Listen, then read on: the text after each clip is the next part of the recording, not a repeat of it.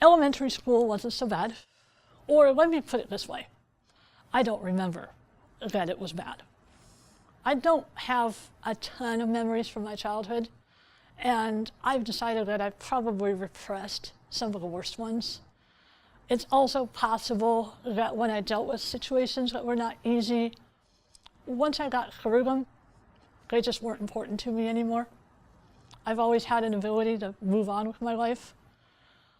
But I had friends. I was invited to parties. As you got into middle school, of course, then the hormones start to kick in, and by the time you get to high school, all of a sudden, what matters? Appearance. So I ended up hanging out with all the outcasts. My friends were people who were discovering they were gay, or they were goths, or they had ear piercings in a day that ear piercings weren't popular. But I had a pretty good group of friends, and people, for the most part, treated me decently because I was smart. I did have a few bullying instances, but one of the things that helped me a lot is the fact that I had a good support system. My family has always been very supportive. I was encouraged to do the things that I was good at.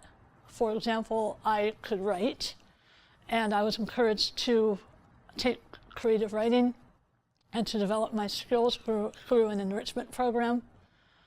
So I went with the things that I knew that I was good at. Bullying is a huge issue. Even though I can't look back and say, well, this is how to deal with it, because I'm such an expert on bullying, I will say, and as I mentioned, because I had a good support system, because I felt, for the most part, good about myself, that helped me. I asked my dad, I said, how did I handle it? And he said, better than a lot of people would have. So I think it was that ability to just move on. And also, I remember, there would be kids in high school, boys, and one would elbow his friend and say, pointing at me, there goes your girlfriend. And of course, I knew it was meant to be a cut. And I would be a little hurt by it at first.